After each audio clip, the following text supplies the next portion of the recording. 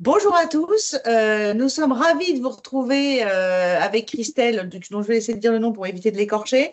Christelle Boubetta, maître Christelle Boubetta, qui fait partie de la coopérative Notaire Office, qui a été créée il y a 3 ans maintenant, 2021, et qui regroupe une cinquantaine d'études partout en France. Alors vous venez du soleil, la dernière fois on était un peu plus dans le nord. L'idée étant de vous faire un petit, on va dire un petit panorama de ce qui se passe un peu sur les taux, sur les prix, de tenter de répondre à la question est-ce que c'est le moment d'acheter ou de vendre. En tout cas, de vous donner des petits tips pour savoir si oui ou non il faut le faire et dans quelles conditions. On va attendre un petit peu que les derniers nous rejoignent, puisque va être 11h02 ou 3, et on va démarrer dans une minute notre présentation. Alors, l'idée est la suivante. On fait une présentation, on essaye d'être pas trop longue. Et ensuite, si vous avez des questions, on y répondra en fin de présentation avec Christelle. Ce sera plus simple et ce sera moins chaotique. Donc, je vous invite à couper vos micros si vous avez des micros ouverts. Et puis, pour éviter tout bruit ou interaction sonore difficile. Et on va bientôt commencer. J'attends qu'on me donne le petit go. Est-ce que je peux avoir la petite... Il n'y a pas de zappette. D'accord. Alors, on va vous faire une présentation qui parlera effectivement de la demande de crédit immobilier, donc qui donne un peu l'état du marché, le point sur les taux des crédits. L'état du marché sera fait par Laurence, notamment sur les prix. L'endettement des ménages, qui est une réalité auquel on doit faire face, notamment pour l'achat des biens immobiliers. Un petit focus sur l'assurance emprunteur. Laurence reviendra sur la réglementation et les aides. Christelle, pardon. N'importe quoi. Réglementation et les aides. Et on fera une conclusion pour terminer. Alors, sur la demande, on va dire qu'on est sorti du fond de la piscine, qu'on a relevé la tête, puisque on a aujourd'hui, sur le site Meilleur Taux, en moyenne, un peu plus de 40 000 dossiers de crédit immobilier qui arrivent tous les mois de compromis signés, donc des vraies demandes chaudes. Pour vous donner une idée, on était au mois de novembre à 17 000. Donc, on voit bien que de mois en mois, c'est les chiffres que vous avez sous les yeux, ça repart tout doucement, sachant qu'évidemment, avant la guerre en Ukraine et quand les taux étaient à 1%, on était autour de 60-65 000 demandes. Mais on voit quand même une certaine dynamique qui s'est installée depuis la rentrée, qui fait que les demandes de financement augmentent, en plus doublé depuis 6 mois. Encore une fois, on est passé de 20 000 à 45 000, je crois, sur le mois de mai, et de mois en mois, ça revient. Ça veut dire que l'envie d'acheter, qui a été totalement atomisée l'année dernière avec la hausse des taux, avec ces banques qui prêtent plus, aujourd'hui, on voit revenir, et ça doit être le cas aussi dans vos agences immobilières, dans les études notariales, on voit revenir des candidats à l'acquisition. Alors, un petit point sur les taux. Alors, oui, vas-y. Donc, sur ce sujet, alors, je vais être très transparente. Cette présentation a été faite vendredi après-midi. Entre-temps, il y a eu des élections européennes et avec tout ce qui s'ensuit. Donc, aujourd'hui, à l'heure où on se parle, on a un écart de taux pour les banques qui est, on va dire, globalement favorable. C'est-à-dire qu'en fait, elles empruntent à 3, elles prêtent à 3,75, 3,80. La marge est confortable et elles ont envie de prêter. Et la courbe verte, c'est ce fameux taux d'usure qui nous a beaucoup, beaucoup, beaucoup enquiquiné, qui vous a tous enquiquiné sur le terrain en 2022, mais qui aujourd'hui n'est plus un problème puisqu'il est très élevé. Pour d'autres raisons, puisqu'il est comme il est complètement décorrélé, en fait, il n'a pas baissé alors qu'il aurait dû baisser, enfin bon, voilà. Mais la vraie question, c'est l'écart entre le gris et le orange. Le gris étant le taux auquel les banques empruntent, auquel l'État français emprunte, et le orange étant le taux auquel les banques pratiquent, les banques prêtent auprès des particuliers. Alors pourquoi je mets encore une fois cette réserve, c'est que euh, la semaine dernière, on avait des OAT qui étaient globalement stabilisés depuis plusieurs mois autour de 3%.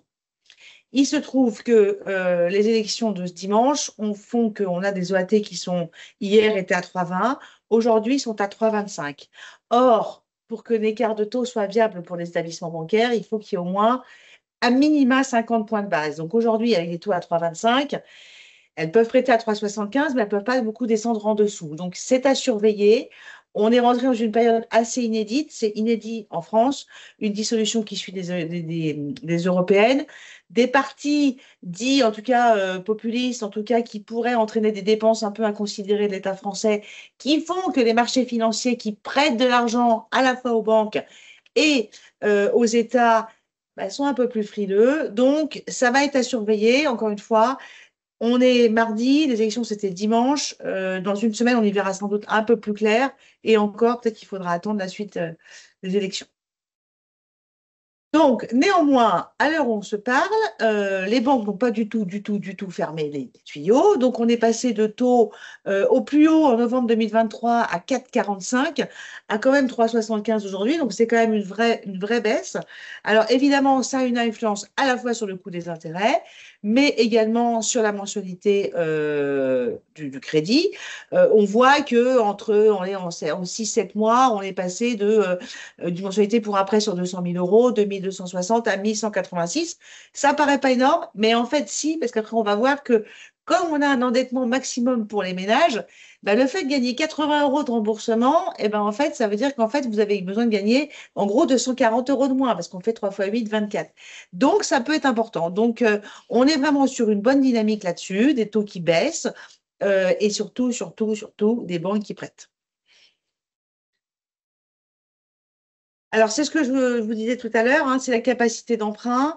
On est en novembre 2023, on avait une capacité d'emprunt pour un couple qui gagne 4 000 euros net, qui est à peu près le couple moyen en France, à 213 000. Aujourd'hui, on a 226 000. Ça veut dire 13 000 mètres carrés de gagnés. Ça veut dire 13 000 euros. Ça veut dire 13 000, ça veut dire des mètres carrés en plus.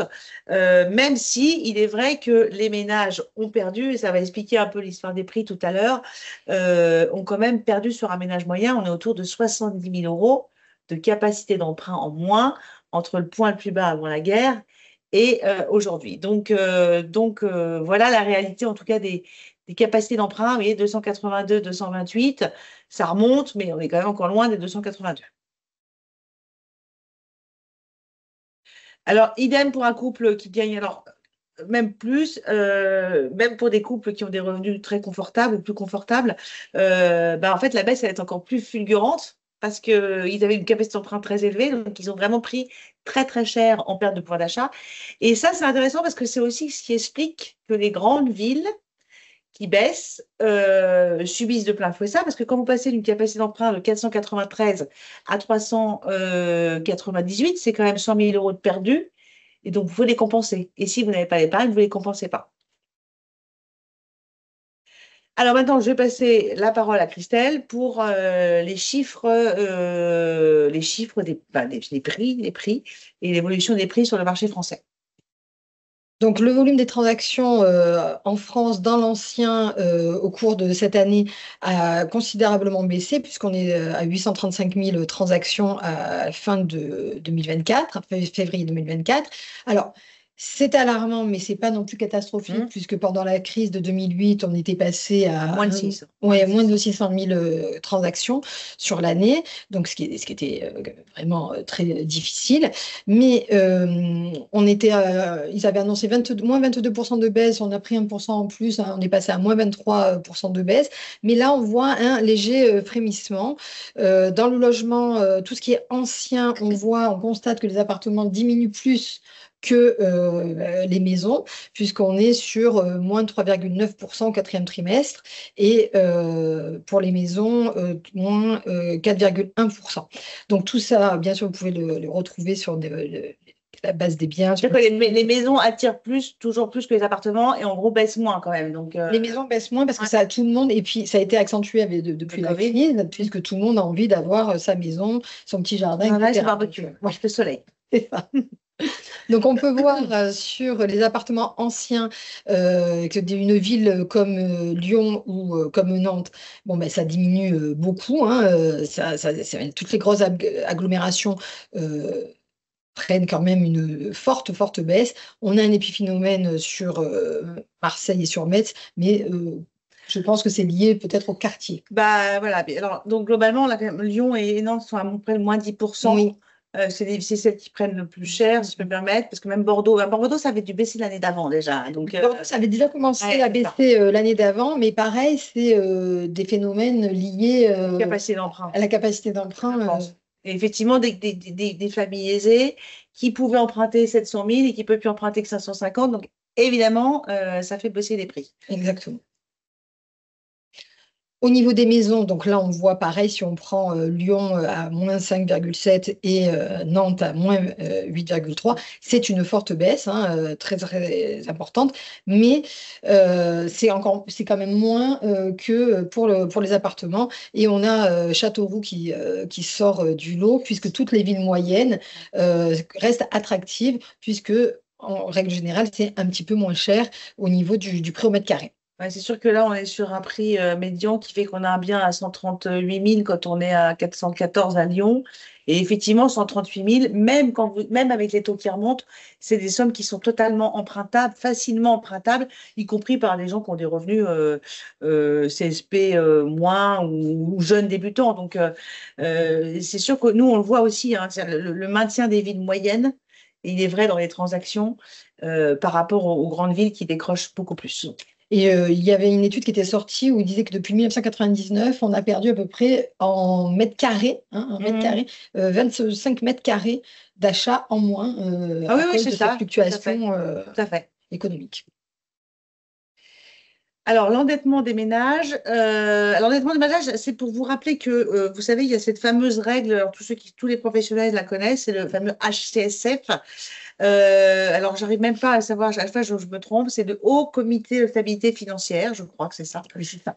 C'est ça, bon, j'ai bonne. Et alors, cette règle, elle a été édictée, recommandation fin 2019, application très stricte à partir de janvier 2022, ce qui est super parce que c'est venu se corroborer avec des taux qui remontent en plus, donc c'était parfait. Règle totalement absurde, mais qui reste aujourd'hui un gros frein et qui reste surtout totalement d'actualité, puisqu'on a tenté, certains députés ont tenté de faire passer une loi pour l'assouplir. Fin de non-recevoir, et elle a tellement été trafiquée que le député Lionel Causse, qui la présentait, il a même dû la retirer. Or, on voit effectivement que bah forcément, quand les taux montent, vous avez des revenus nécessaires pour emprunter la même somme qui sont plus élevés. Alors là, vous avez trois chiffres. En janvier 2022, donc point le plus bas, on avait pour emprunter 200 000 euros, on était avec des revenus nécessaires à 2 800 euros en gros. Aujourd'hui, pour cette même somme, il faut gagner 3 550. Et c'est ça aussi qui explique la baisse de capacité d'emprunt, c'est qu'on ne peut pas dépasser ces règles-là, qui sont très strictes. Alors, sans aller au-delà, hein, c'est-à-dire qu'il ne s'agissait pas de prêter à n'importe comment, n'importe qui, mais juste de considérer un peu, de manière un peu plus souple les dossiers. En tout cas, voilà avec quoi on doit faire face aujourd'hui. Et ça, honnêtement, là, je pense qu'à l'heure où on se parle, on peut se dire qu'on est tanké avec cette histoire de taux d'endettement pendant très longtemps, parce qu'aujourd'hui, il n'y a même plus de Sénat, il n'y a même plus d'Assemblée nationale, ils sont tous à l'arrêt. Donc, voilà la réalité du terrain et voilà avec quoi vous devez faire ça. Les banques peuvent un peu y déroger sur les primo-accédants, mais vraiment de manière très, très rare. Mais l'ajustement des prix euh, qui va se généraliser pourra peut-être inciter les Ouais. vendeurs qui sont attentistes ou Alors, le problème, prudents. on a quand même une bonne partie, là, comme vous voyez, de la population qui est dans cette zone un peu au-dessus de l'endettement de 35%. C'est en gros 25% des dossiers qui sont dans la zone dite grise, c'est-à-dire qui sont entre 35 et 39% d'endettement. On ne parle même pas de ceux qui sont au-dessus. Et pour compenser malheureusement cette hausse des taux qui diminue la capacité d'emprunt, il aurait fallu que les prix baissent de 25%. Or, on a vu dans les chiffres que même dans les très grandes villes, on est à 10, et dans les autres endroits, on est plutôt selon vos chiffres, à 5 et tout ça. Donc, on ne compense pas du tout. Donc, on est aujourd'hui face à une réalité où on a des taux d'endettement très stricts, des prix qui baissent très peu ou pas assez, ou selon comment on se place.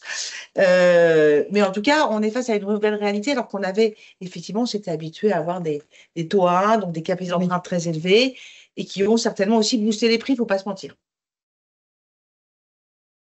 Alors, assurance emprunteur. Alors, je vais faire très vite là-dessus parce que je pense qu'on prend beaucoup de retard. L'assurance emprunteur, c'est quelques exemples. N'oubliez pas, quand vous signez un prêt immobilier, vous prenez obligatoirement une assurance emprunteur, qui est, soit dit en passant, une excellente assurance vie, parce que si vous avez un pépin de santé grave, vous décédez, vous ne pouvez plus travailler, l'assurance emprunteur va prendre le relais sur le remboursement du crédit. Ça veut dire quand même que quoi qu'il arrive, la personne qui vit avec vous, vos enfants, la maison est payée si vous êtes couvert à 100%. Donc ça, c'est quand même un truc super qui n'existe qu'en France, donc il faut quand même le souligner. Mais dans cette assurance emprunteur, vous pouvez la signer auprès de la banque, ce qui se passe dans 9 cas sur 10. C'est un peu plus facile, c'est un peu plus rapide, mais vous pouvez aussi la renégocier derrière. Vous avez le droit de le faire. Maintenant, n'importe quel moment du prêt, il n'y a plus de date anniversaire, il n'y a plus d'histoire de délai, de machin. Donc ça, c'est possible grâce à la loi Lemoine, qui est une loi qui a été mise en place il y a quelques mois ou années maintenant, mais en tout cas qui a été très bien portée.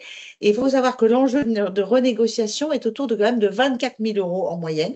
C'est-à-dire que quelqu'un qui renégocie son assurance emprunteur va économiser entre 24 et 25 000 euros sur son coût total de l'assurance. Ça correspond quand même à 115 euros par mois. Donc, quand on voit que le gaz va augmenter et que les gens vont prendre 80 euros par mois en moyenne, c'est des économies qui sont notables. Donc, n'hésitez pas auprès de vos clients, auprès de tous les gens que vous avez en face de vous qui sont déjà titulaires d'un crédit immobilier, à rappeler que cette assurance emprunteur, c'est une bonne chose, qu'elle protège, mais qu'elle peut être renégociée et donc faire des économies.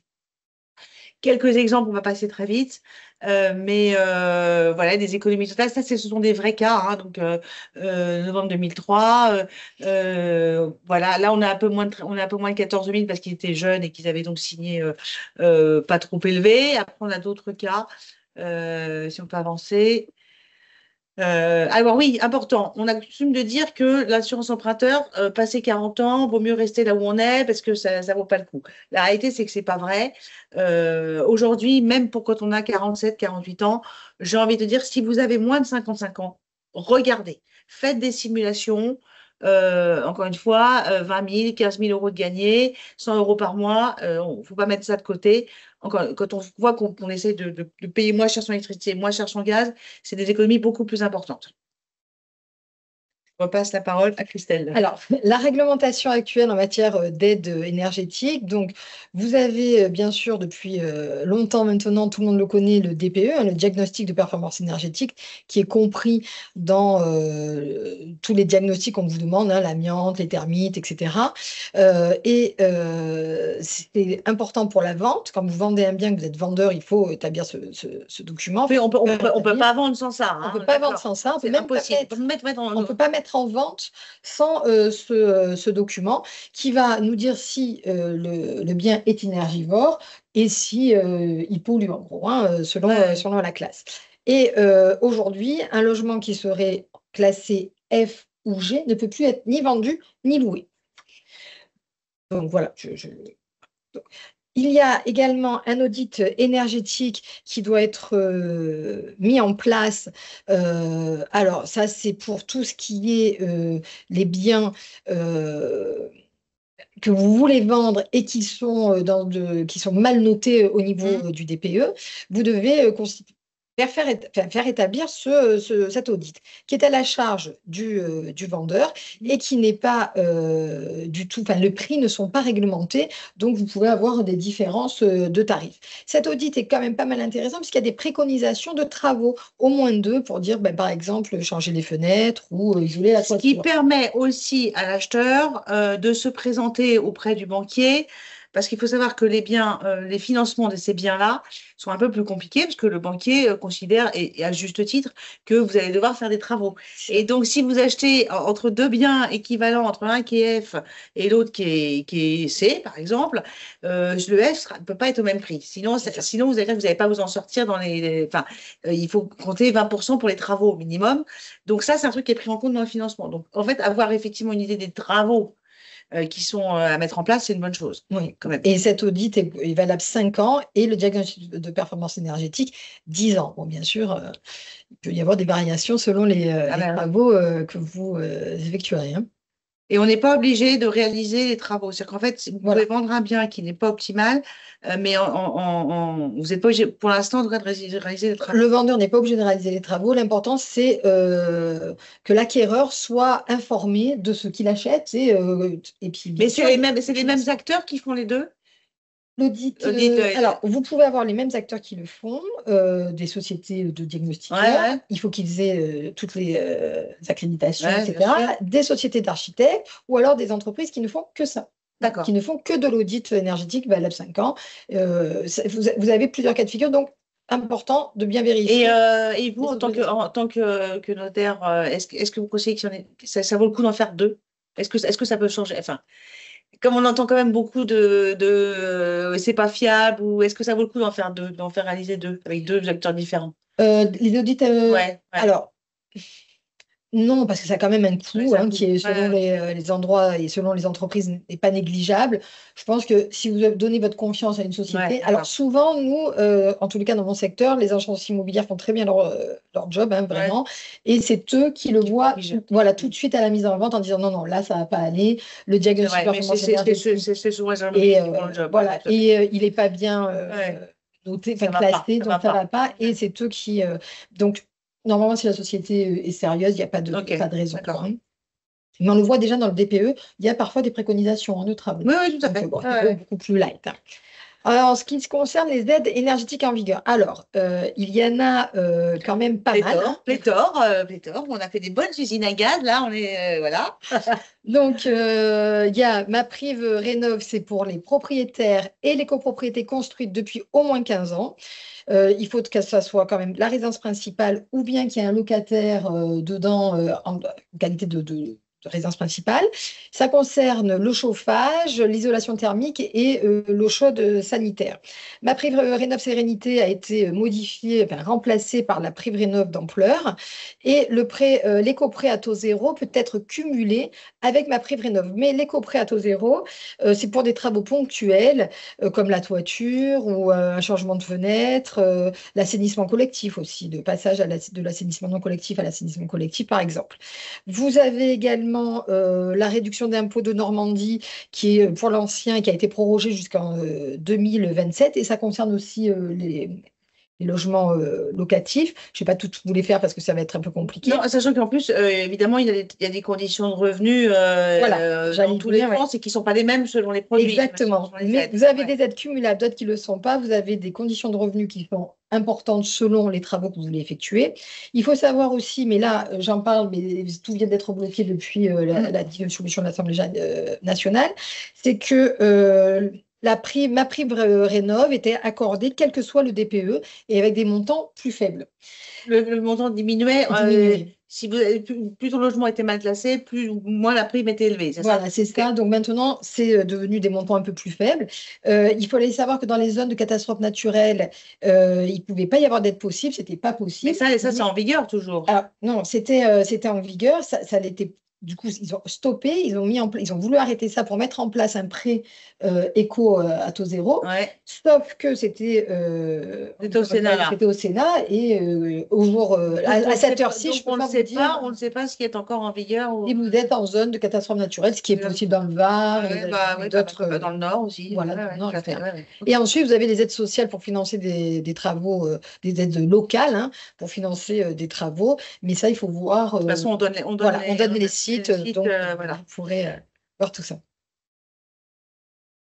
Ah, c'est ça, c'est le Voilà, c'est site tous France le Rénov'. site France Rénov et avec les simulateurs. Et surtout, on vous donne un petit conseil d'être bien organisé, de faire des devis au préalable, de façon à avoir les résultats du montant de la prime dont vous pourrez bénéficier. Pour votre dossier bancaire, je pense que c'est important aussi. Oui, oui, très, très, Voilà. très. Bah oui, parce que ça change. Si vous obtenez 15 000 euros à zéro, c'est pas pareil que s'il faut les financer dans un prêt immobilier. Alors, c'est vrai que tout ça, il faut quand même reconnaître que ça motive pas beaucoup le chaland, hein. C'est-à-dire que acheter, acheter quelque chose qui n'est pas bien classé, ça devient compliqué. Vendre, ça devient compliqué aussi.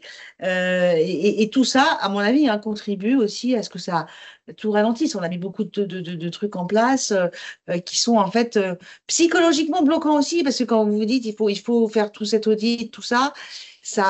Donc c'est vrai que c'est aussi à nous professionnels d'aider au maximum les Français à se repérer dans cette espèce de jungle d'aide, de financement, de tout.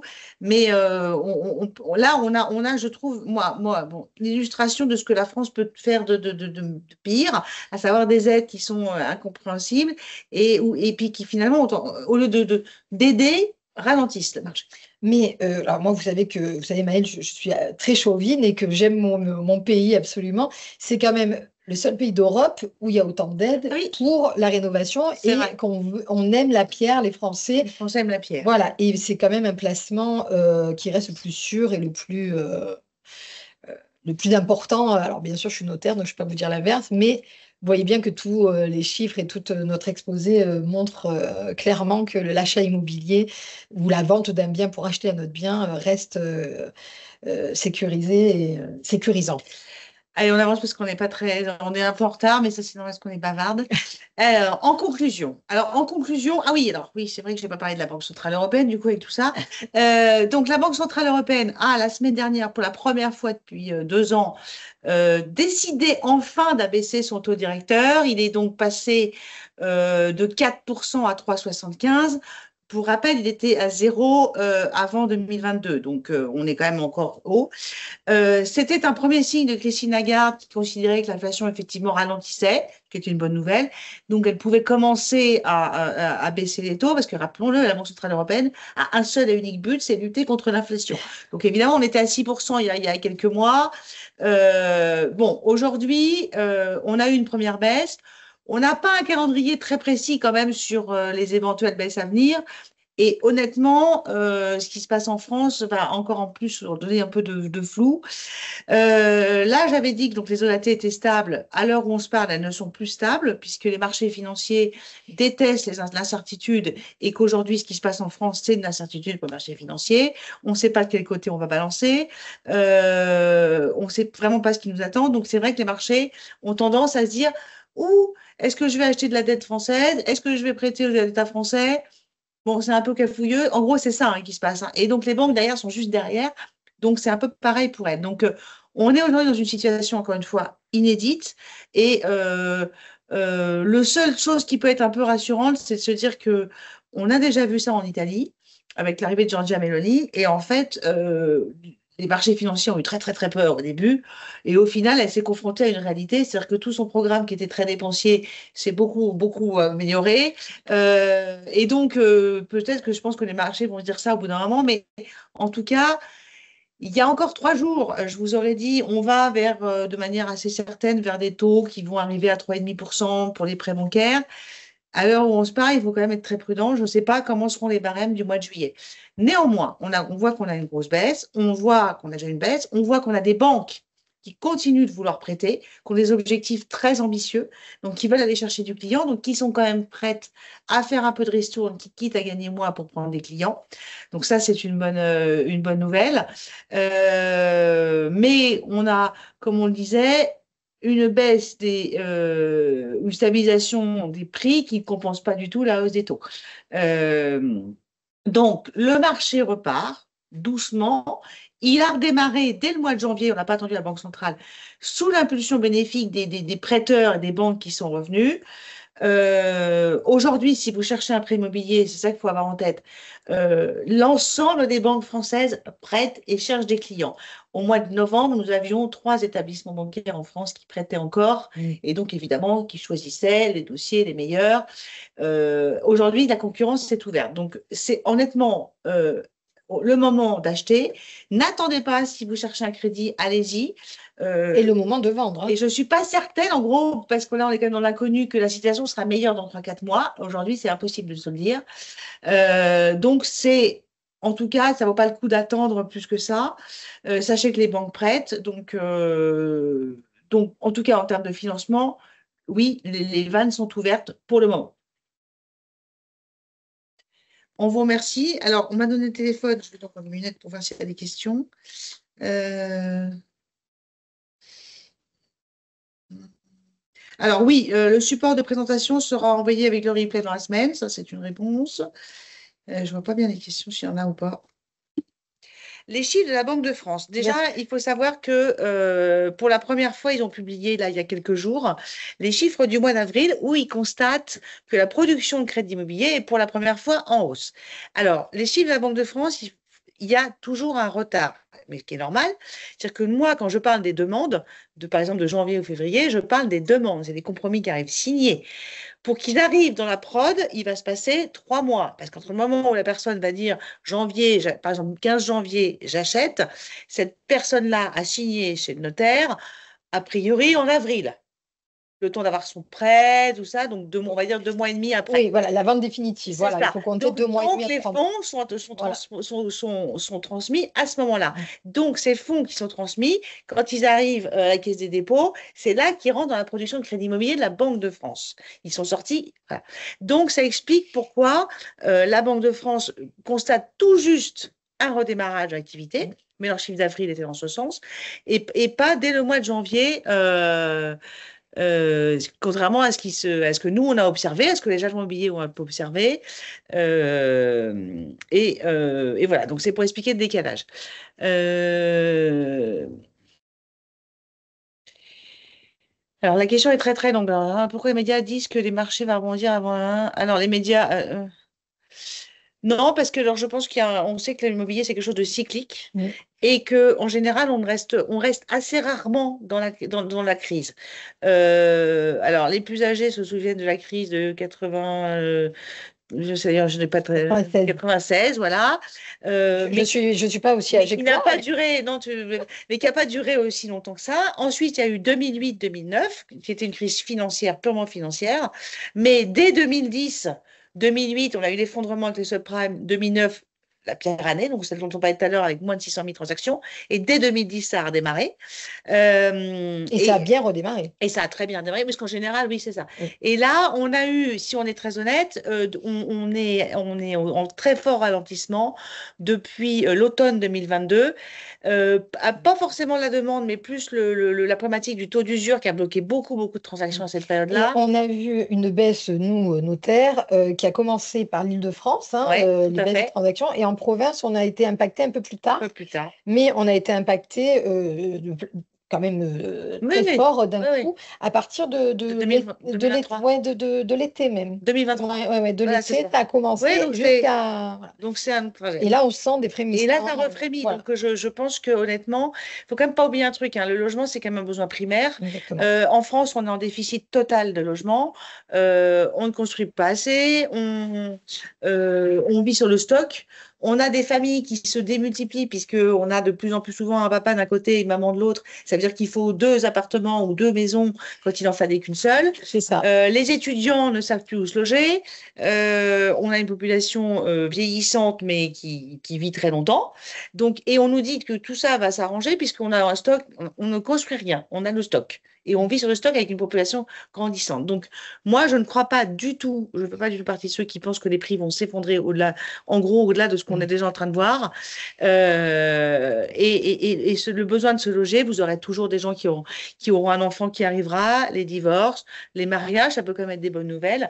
Et rappelez-vous, hein, acheter un bien immobilier, moi je pense qu'il y a aussi un côté âge. C'est-à-dire que passer 40 ans, ne pas être propriétaire, enfin ne pas être en cours d'acquisition, est un fort danger pour l'avenir, notamment pour la retraite. C'est-à-dire que si vous n'avez pas, si quand vous arrivez au moment de la retraite, vous êtes encore locataire, en tout cas vous n'avez pas de bien immobilier, ça peut être du locatif, mais vous n'avez Mm. aucun patrimoine, vous êtes en danger. La personne qui vous loue un bien peut décider de monter le loyer, de vendre, vous ne serez plus éligible à un prêt et vous n'aurez rien pour vous retourner. Si vous avez un bien immobilier, même s'il ne correspond plus à votre besoin, vous le vendez. C'est du capital.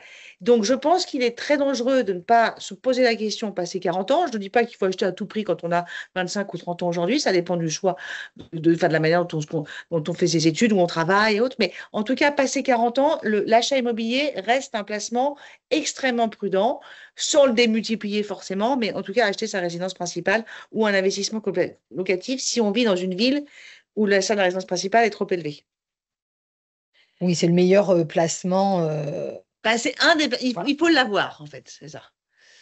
Alors après, il y a des questions qui sont purement, qui sont très localisées. Donc là, je ne vais pas pouvoir forcément vous aider. Alors, si, les questions sur les marchés de niche, ben, les marchés de niche, ils ne s'effondrent pas, hein. Non. Les bassins d'Arcachon, l'île de Ré, toute la côte bretonne, Brochemer.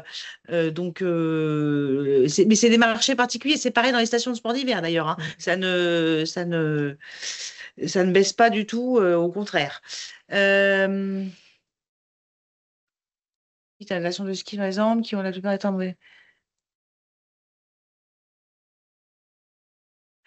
Oui, alors après, il y a aussi un truc dans les stations de ski, c'est que le prix d'achat est très très cher. Donc le rendement n'est pas forcément une évidence. Et donc la complexité pour se financer peut être liée à ça quand on n'a pas de fonds propres, sur le fait que, ouais, oui, ça va être rentabilisé. Alors en plus, ça dépend. De station de ski, il y a station de ski et station de ski. Voilà, Il y a la haute montagne. Pour être très clair, vous achetez à Tignes, vous achetez à Val Thorens. En gros, vous serez des derniers enneigés, donc il n'y a pas de risque. Vous financez en moyenne montagne, ça va être beaucoup plus compliqué parce qu'on sait très bien que dans 10 15 ans, exactement. l'enneigement est limité, donc Et les puis, locations limitées. et puis est-ce que c'est pour de la résidence principale parce qu'on est saisonnier ou on travaille Non, sur la là, station? c'est la question C'est de pour je le... loue et Ah d'accord, j'achète pour louer. Donc, Ah oui, non, non. c'est un peu résidence secondaire et Ouais, le ouais. même temps. Encore une fois, le choix de la station est important et il est important dans les financements. Mm, Mais on a des financements. Nous, on a une agence à Chambéry qui finance globalement beaucoup de ça et ça se passe. Ça dépend de la station. mm. Alors, Neuve à repartir. le 9, il y a Ah, aujourd'hui, à la fin 2023, il y avait un peu plus de moins 115 000 logements construit. de construits. Voilà. De mars 2023 à février 2024, 364 000 logements ont été autorisés à la construction. Ça fait donc plus de 100 000 de moins que l'année dernière. Donc une grosse, grosse baisse, hein, et on est sur le septième trimestre à presque moins 34%. Donc c'est assez Je pense que important. la question du monsieur, là, de Pierre, c'est considérer, je pense qu'il parle du prêt, des aides, du prêt à taux Ah, zéro. Et sur bon, la construction des maisons, mais ça rejoint ça. Parce oui. qu'en fait, les chiffres que vous avez donnés, c'est parce que les aides, effectivement, ont été totalement coupées sur la construction de maisons Mhm. individuelles. Or, c'est un secteur où on sait qu'il y avait beaucoup de jeunes donc, qui étaient souvent éligibles à ces aides. Et ça a fait très, très mal. C'est-à-dire que ça s'est cumulé pareil avec la baisse de la capacité d'emprunt liée à la hausse de taux et la fin des aides. Donc, ils ont perdu de tous les côtés. Honnêtement, je pense que là, la situation politique, enfin, personne ne sait ce qui va se prévoir, ce qu'on aura Puis dans 3 mois. la hausse des Mais ce qui matériaux. est vrai, c'est que la baisse des matériaux est là. Mais ce qui est vrai, c'est qu'on n'était pas dans une situation, en tout cas jusqu'à présent, où on avait décidé de dépenser beaucoup d'argent pour l'immobilier et pour les aides parce que les finances étaient un peu exsangues. Je ne peux pas savoir ce qui va se passer avec les nouveaux qui vont arriver. Si c'est des nouveaux, quelle sera la condition, quels seront les gestes sur le logement. Mais voilà. Alors, il y a une autre question, mais je Est-ce n'arrive qu'on, pas à la ici, moi voir. j'ai vu, Ah, vous l'avez vu? on ne peut pas vendre Ah, voilà, si, pardon. si, on peut vendre un logement, on ne peut pas louer, on ne peut plus louer un logement G, je crois que c'est. C'est Alors ça. les dates, mais on peut vendre. Seulement l'acquéreur, lui, sait que s'il achète ça pas pour sa résidence principale, mais pour le louer, il devra faire des travaux. Et c'est là que le banquier va dire, attention, si c'est pour louer, c'est un F, c'est un G, il y a des travaux à faire, donc il y a des budgets. Et le vendeur doit faire cet audit énergétique à Énergétique partir pour aider le vendeur, l'acquéreur. l'acquéreur voilà, à- La dette de la France va-t-elle plomber l'hypothétique reprise? Bah, c'est toute la question, c'est ce que je vous disais tout à l'heure. Alors, le point négatif, c'est qu'on voit qu'effectivement, depuis 2 jours, les OAT augmentent, donc ça, c'est pas un bon point. Le point, alors, ce que je vous disais, c'est que l'Italie, qui est déjà passée par là, finalement, pour être très clair, l'État français emprunte autour de 3, l'Italie emprunte autour de 3,80. Donc, il n'y a pas non plus un détail énorme. L'Allemagne, qui est censée être bien mieux que nous, emprunte à 2,60. Donc, il n'y a pas pour l'instant, ça se creuse un peu, mais il n'y a pas un écart énorme. De manière générale, l'Europe, en fait, c'est ça qui nous sauve un peu. L'Europe n'est pas très très jolie en fait, et pas très stable. Donc on a beaucoup de mutations dans les élections, beaucoup de changements, la droite populiste qui arrive dans certains endroits.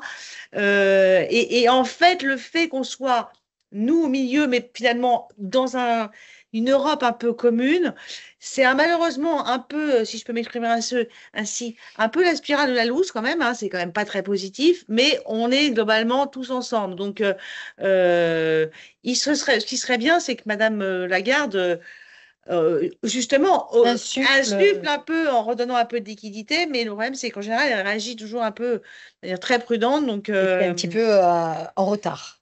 voilà, c'est ça. Donc, mais encore une fois, on est peut-être que dans 4 mois, et j'espère, on se parlera et on sera plus précise, mais on aurait dû faire ça il y a une semaine. En Oui, fait, on aurait été bien plus tranquille. Mais là, c'est vrai qu'on est vraiment sur une situation inédite et un peu inconnue.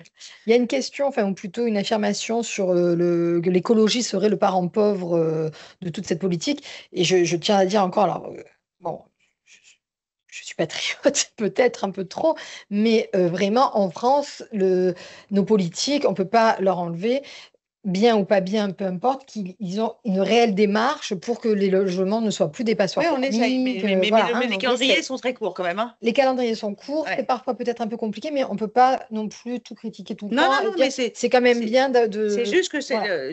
dans des villes comme Paris, le calendrier était tellement sévère qu'on se retrouve avec une absence de location puisque des propriétaires se disent, bah, je garde mon bien, je le loue pas, je fais 3 mois d'Airbnb et puis c'est bon, ou à des copains en gros, et puis j'ai pas besoin de le louer à des étudiants, donc c'est un peu ce qui se passe.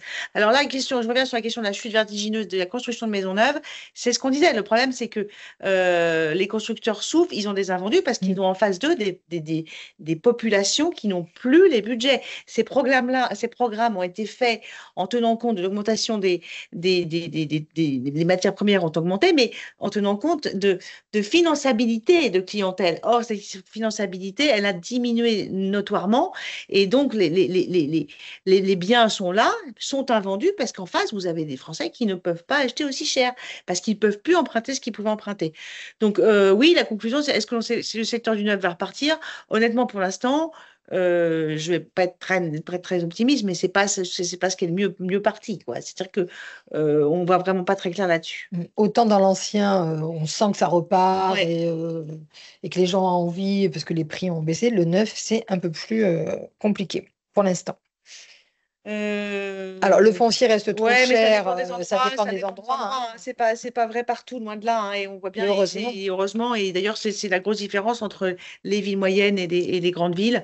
Mais il y a des différences vraiment très notables. On a vu la ville de Châteauroux, on est sur des budgets, il y a quand même des villes de France, des villes moyennes, où vous êtes encore en dessous de 2000, où vous flirtez avec les 2 000 € du mètre carré. Bah, 2 000 €, 60 mètres carrés, c'est 120 000 €.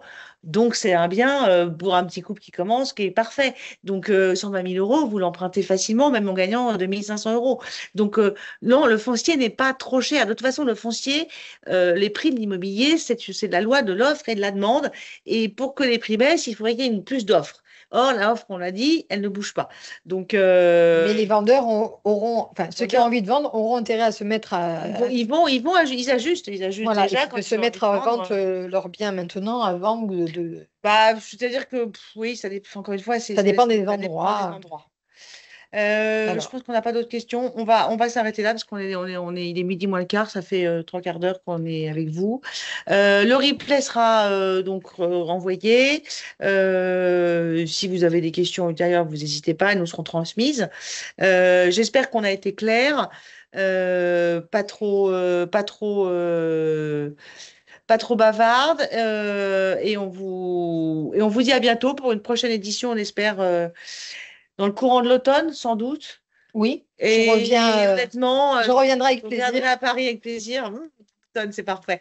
Et on se revoit donc à l'automne. Et honnêtement, je pense qu'on y verra un peu plus clair que là aujourd'hui à J+2 des élections. Mais gardez quand même en tête que les banques aujourd'hui prêtent et qu'elles sont toutes sur le marché. Et c'est le moment de vendre et d'acheter. À bientôt. Au revoir. Au revoir.